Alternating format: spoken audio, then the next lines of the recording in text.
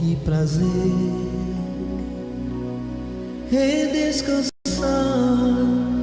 na força do teu braço, é te encontrar em tudo que eu faço, é perceber que estás comigo aqui.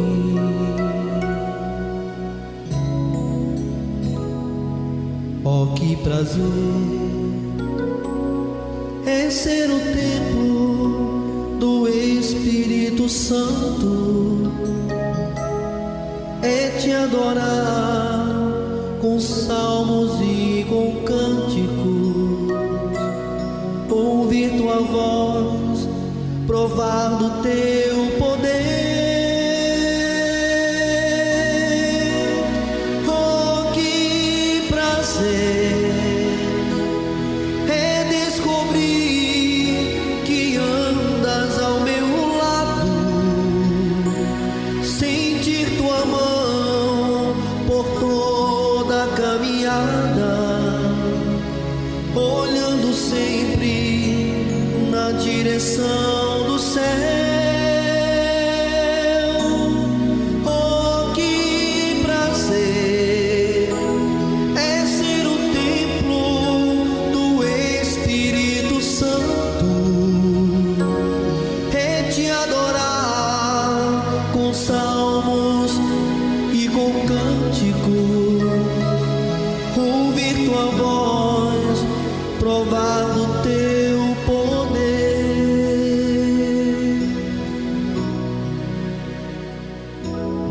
Oh, que prazer é descansar na força dos teus braços,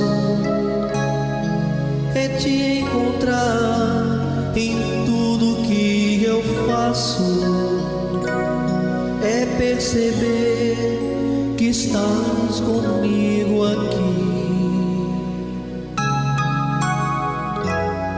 Oh, que prazer é ser o templo do Espírito Santo,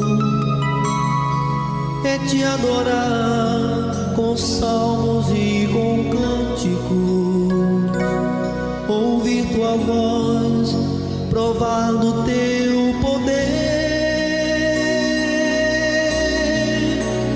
Oh, que prazer é descobrir que andas ao meu lado, sentir tua mão por toda a caminhada, olhando sempre na direção do céu. Oh, que prazer é ser o templo do Espírito Santo, é te adorar com salmos e com cânticos, ouvir tua voz, provar do teu poder. Oh, que prazer é descobrir que andas ao meu lado, sentir tua mão por toda a caminhada, olhando sempre na direção do céu.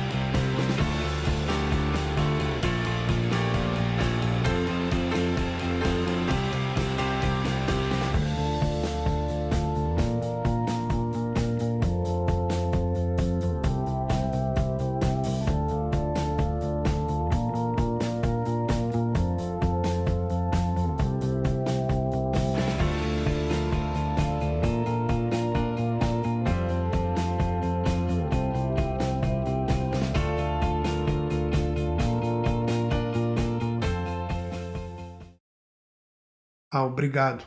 Estava sem som. Às vezes posso esquecer aqui. Obrigado, Marcela, minha linda Marcela, por avisar. Bom, o que eu estava dizendo é que a nossa mensagem de hoje, ela está baseada no livro de Hebreus, na carta de Hebreus, no capítulo 12, o versículo 9. Capítulo 12, versículo 9. E essa carta, ela foi uma carta escrita aos Hebreus, ali por volta do ano 55 depois de Cristo, tá? Você sabe que Cristo morreu, Jesus morreu ali por volta do ano 30, 33. Então essa carta, ela foi escrita por volta do ano 55, ou seja, mais ou menos uns 20 e poucos anos depois da morte de Jesus. E há quem diga que quem escreveu essa carta foi um Apolo, outros dizem que foi uma mulher, mas a maioria acredita que foi o apóstolo Paulo que escreveu essa carta, tá bom? Então nós vamos ler aqui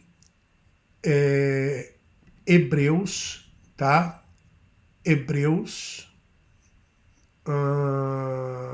capítulo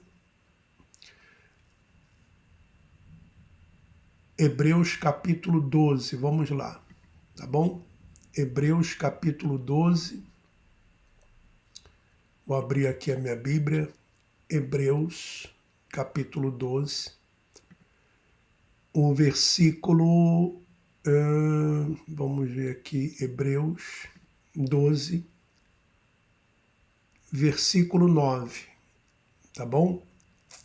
Hebreus 12, versículo 9, que diz assim, olha só,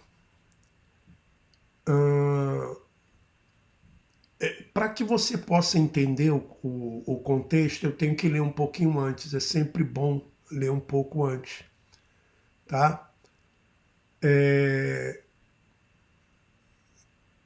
Vamos ler o versículo 6, que diz assim, do 6 ao 12, tá bom? Porque o Senhor corrige a quem ama. Então, o Senhor corrige a quem ama e açoita ou castiga todo filho a quem aceita. Então, aqui falando que Deus, ele corrige os seus filhos. Deus, ele disciplina os seus filhos. É para a disciplina que vocês perseveram. Deus os trata como filhos. E qual é o filho a quem o pai não corrige? Mas, se estão sem essa correção, da qual todos se tornaram participantes, então vocês são bastardos e não filhos. Então, o que o escritor aqui está passando? Qual é a ideia dele? Ele está contando a história do povo, ele está contando a história do povo hebreu, e você que tem acompanhado conosco, você que acompanha com a gente, né, a história do povo hebreu, você tem visto, né, quantas vezes que o povo hebreu, ele caiu nas mãos dos seus inimigos. Então você veja, quando o povo de Israel tinha um rei, um sacerdote, que levava o povo a uma obediência a Deus, então o povo era abençoado, havia prosperidade, eles venciam as suas guerras, eles venciam as suas batalhas. Mas quando eles praticavam o que era mal, vinham as guerras. Os seus inimigos os venciam. Então, O escritor aqui, que eu acredito que seja o apóstolo Paulo, ele está falando exatamente isso, dando exemplo, dizendo, Deus, ele corrige os seus filhos. Deus, ele disciplina os seus filhos. Aqueles que são filhos são disciplinados por Deus, são corrigidos por Deus. Tá? Então, esse é o contexto, mas vamos voltar lá para continuarmos a nossa leitura. Vamos voltar lá para continuar a leitura. Então, versículo 9, é onde que eu quero agora trabalhar um pouquinho mais aqui com vocês. Além disso, aí ele vai dizer, além disso, tínhamos os nossos pais humanos, porque é esse o assunto que nós temos tratado essa semana. Essa semana nós temos tratado do seguinte assunto, e você que acompanhou segunda, terça e hoje, quarta-feira, você observa que nós estamos tratando desse assunto. Qual assunto, para você que está aqui pela primeira vez e não acompanhou as outras mensagens?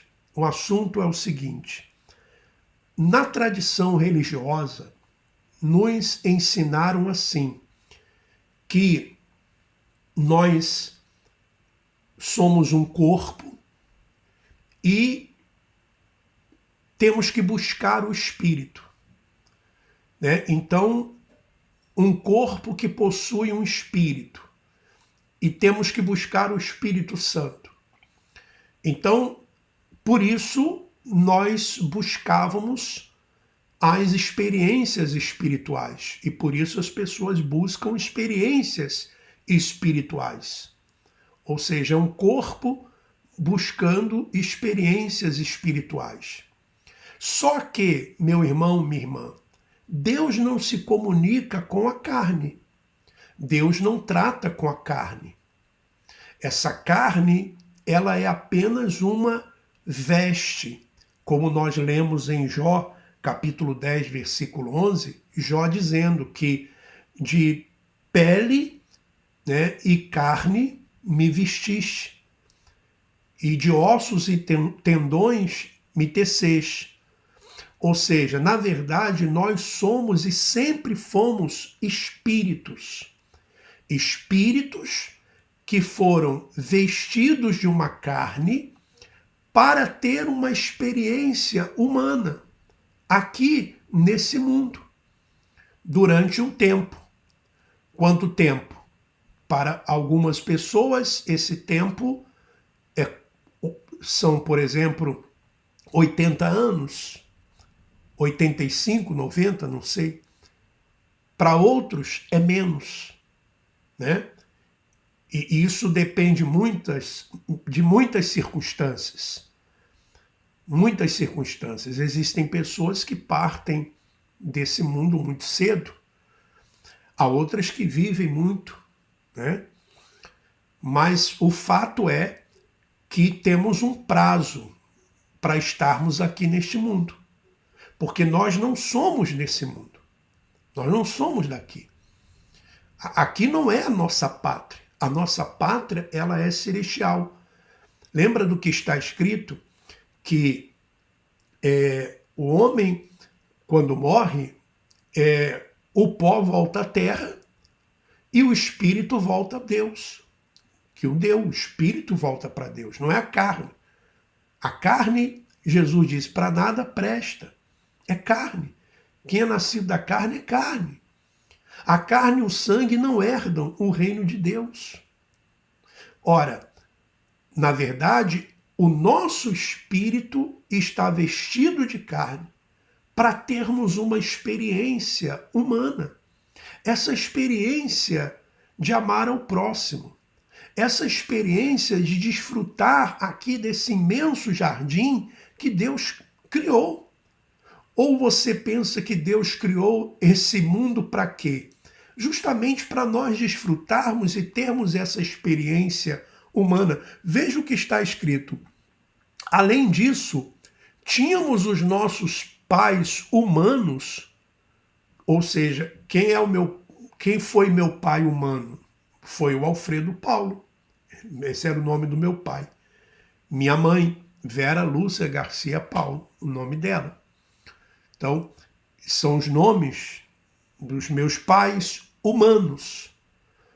O pai e a mãe do Alfredo, do Alfredo, desse corpo. Mas quem é o pai do meu espírito? Porque eu sou espírito. Quem é o pai do meu espírito? Olha o que está escrito. Olha o que está escrito. Veja só, além disso, tínhamos os nossos pais, os humanos, que nos corrigiam e nós os respeitávamos. Será que então não nos sujeitaremos muito mais ao Pai dos Espíritos para vivermos, ou seja, o Pai espiritual? Por isso que você vai ler na Bíblia que o trato de Deus, né? Você vai ver ali Jesus falando disso, o apóstolo Paulo falando, os apóstolos falando dessa questão espiritual. Ou seja, que Deus busca os verdadeiros adoradores que adoram o Espírito em verdade. O Espírito testifica com o nosso espírito que somos filhos de Deus. Eu não estou aqui, veja, meu irmão, minha irmã, eu não estou aqui para condenar ou para criticar ou para, por exemplo, questionar as suas experiências espirituais. Se você teve uma experiência espiritual, se você teve um sonho, se você teve um arrepio, se você teve uma visão, se você falou em línguas, se você, não sei, qualquer outra experiência que você considera uma experiência espiritual, bom, você pode até ter tido alguma experiência, né? Você pode até ter tido alguma experiência, sim, mas não foi para isso que Deus ele colocou você aqui neste mundo, tá? Na verdade, nós estamos aqui para o contrário, para termos experiências humanas, porque experiência espiritual, nós já viemos de lá, antes da fundação do mundo, e quando partirmos aqui desse mundo, vamos voltar para lá, para a eternidade, como espíritos. Então, nós estamos aqui durante um tempo, tá? Para desfrutarmos dessa experiência humana, que muitas vezes pode ser até você considerar uma experiência ruim, uma experiência negativa em alguns aspectos, mas como você iria conhecer o que é bom se você não conhecer o que é mal? Por que na maioria das vezes as pessoas elas valorizam muito mais aquilo que elas custaram para ganhar? Por que elas dão valor àquilo que elas custaram para ganhar? Justamente porque ela experimentou a dor, o sofrimento para ter aquilo, o esforço para ter. Então ela dá muito valor, porque ela sabe o preço que ela pagou. Ela sabe o quanto que, puxa, aquilo ali veio trazer um benefício para ela, o quanto que ela, quando não tinha aquilo, ela, puxa vida, ela ficava assim, o dia que eu vou ter, o dia que eu tiver. Como é que você iria conhecer o amor se você não soubesse que há o ódio? Como que iria conhecer a alegria se não soubesse que há a tristeza? Como você poderia conhecer, né, por exemplo, saber que é luz se não há trevas? Então, veja que isso é muito profundo, que isso é muito muito profundo. O próprio Senhor Jesus, no livro de Hebreus, nós lemos isso também, que ele participou também da carne e o sangue. Ora, o que nós temos que fazer com esse corpo que Deus nos deu para vestir o nosso espírito? Se nós temos um espírito bom, veja, se nós temos um espírito bom, se nós somos a boa semente, se nós somos escolhidos, se nós somos pessoas que têm realmente uma comunhão com Deus, então o que nós vamos fazer com o nosso corpo? Vamos fazer o bem através do nosso corpo. Vamos fazer o bem ao nosso semelhante. Por isso que Deus mesmo, ele não quer, por exemplo, que você o sirva. Não está escrito isso? Que Deus não habita em templos feitos pelas mãos dos homens? E nem é servido por mãos humanas como se de alguma coisa precisasse? Deus não quer, por exemplo, o seu dinheiro. Quando algum religioso diz assim, você vai dar para Deus. Mentira, Deus não quer, Deus não está pedindo. O que Deus pede é que você ajude o seu próximo. Isso sim. O que Deus pede é que você estenda as suas mãos ao seu próximo, que você perdoe, que você ame, que você considere, que você respeite. É isso que Deus pede, que você não roube, que você não minta, que você seja uma pessoa honesta. É isso que Deus pede de cada um de nós. Então, somos espíritos vestidos de carne, buscando experiências humanas, praticando as boas obras que foram preparadas desde então. Deus não é pai da nossa carne, Deus é pai do nosso espírito. Ele é pai dos espíritos, ele se comunica com o nosso espírito. Tá certo? Bom, amanhã vamos continuar esse assunto. O que nós vamos fazer agora é a oração que nós sempre fazemos aqui, aquela oração de gratidão, aquela oração de louvor, aquela conversa que nós temos com o Pai. Então vamos fazer isso agora.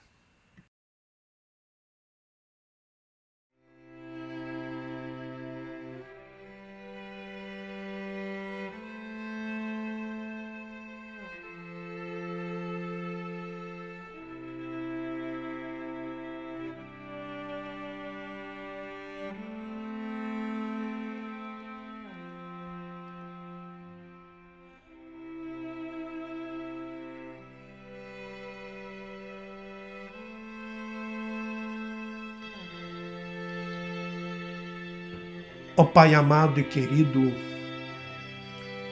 nós lhe rendemos graças, nós lhe rendemos louvores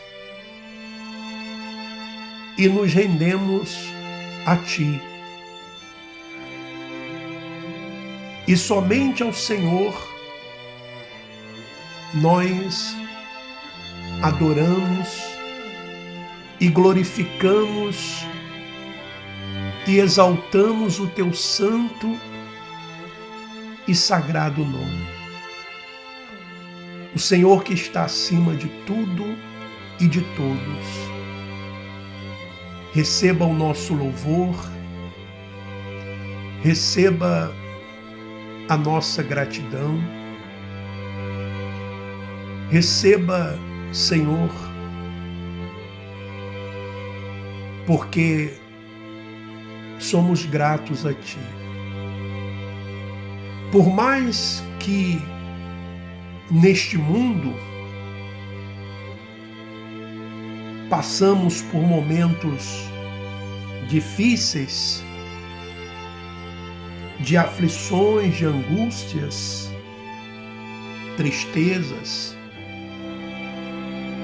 mas quando entendemos que tudo passa, quando entendemos que somos espíritos vestidos de carne para uma experiência humana durante um tempo, nós passamos a enfrentar as coisas negativas que muitas vezes nos vêm como uma disciplina, como uma correção. É como acontecia com os nossos pais humanos, que quando nós estávamos indo para um caminho errado, equivocado, eles nos corrigiam e muitas vezes nos açoitavam, nos castigavam, mas não era para o mal, mas para que não continuássemos naquele caminho. E quantas pessoas hoje, meu Pai, elas dizem assim: ah, se eu tivesse ouvido mais a minha mãe, ah, se eu tivesse ouvido mais o meu pai, eu não teria sofrido e passado por tantas coisas que passei. Mas, infelizmente, este corpo que vestiu o nosso espírito, ele foi corrompido quando Adão, ele desobedeceu.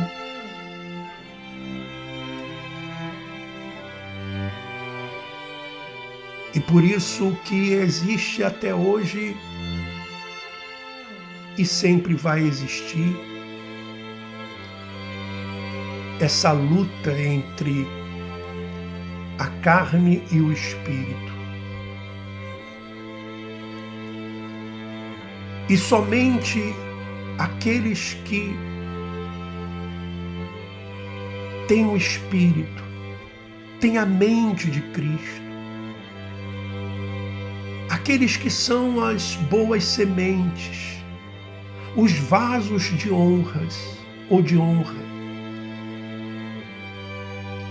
é que compreendem o que devem fazer através do corpo. Fazer o bem, fazer o bem para si e para o seu próximo, para o seu semelhante. Se as pessoas entendessem isso, ó Pai, claro, evidente, que não haveria guerras, não precisaríamos de chaves para trancar a casa, não haveria tanta injustiça, tanta maldade. Mas, infelizmente, a religião, em vez de ensinar isso às pessoas, a tratarem de uma forma melhor o seu próximo, o seu semelhante, na maioria das vezes ensina o homem a ficar buscando experiências espirituais e, por outro lado, levá-los a conquistas físicas, materiais, se apegar às coisas materiais. Ó Pai, quão profundos são os teus ensinamentos, quão profundos são os ensinamentos do Senhor. Louvado seja o Senhor, ó Pai. Olha, meu Senhor, se há aqui algum irmão ou irmã passando por alguma dificuldade, por alguma luta, e que precisa de ajuda, que precisa de força, que precisa de paz, de alegria. Olhe para os seus familiares, os seus entes queridos. Olhe, meu Pai, para aqueles que têm alguma coisa contra a gente, que às vezes podem pensar que queremos o mal ou que desejamos o mal deles. Não. Mesmo aqueles que nos odeiam, mesmo aqueles que não têm, que têm alguma coisa contra nós, nós os abençoamos. Desejamos o bem para eles. Olha para minha família, para as minhas irmãs, para a família da Marcela, para o seu irmão e suas irmãs, para a vida do Lucas. Olhe para a vida da Marcela, dando forças, dando sabedoria, enchendo-a de paz, de alegria. Como eu peço também por aqueles que estão em hospitais, presídios, aonde quer que esteja uma pessoa aflita, necessitada, desesperada, que o Senhor alcance ela. Encha de paz os idosos, as crianças. Obrigado, Senhor, pelo dia de hoje. Obrigado por cada um que assistiu essa live. Por cada um que tem ajudado, que tem contribuído, que receba muito mais. E que seja o Senhor glorificado. É o que eu te peço e te agradeço. E todos os que creem, digam assim seja.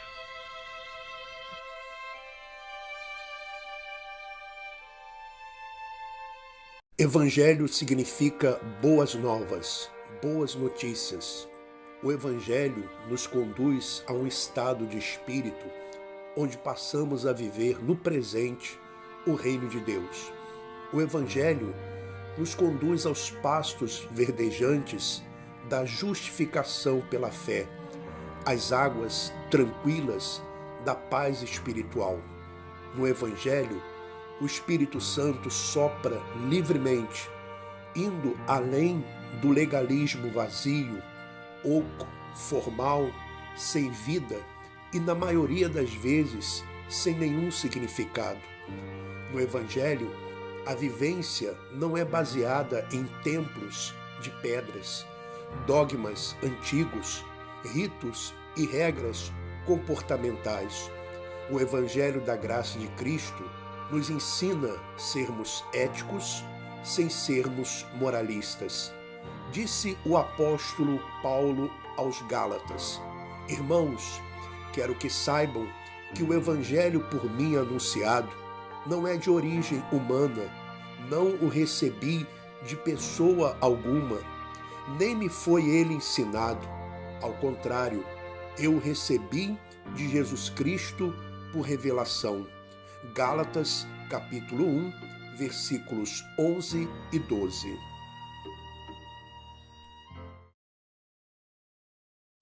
Muito bem, meu irmão, minha irmã, chegamos ao final, então, do nosso programa.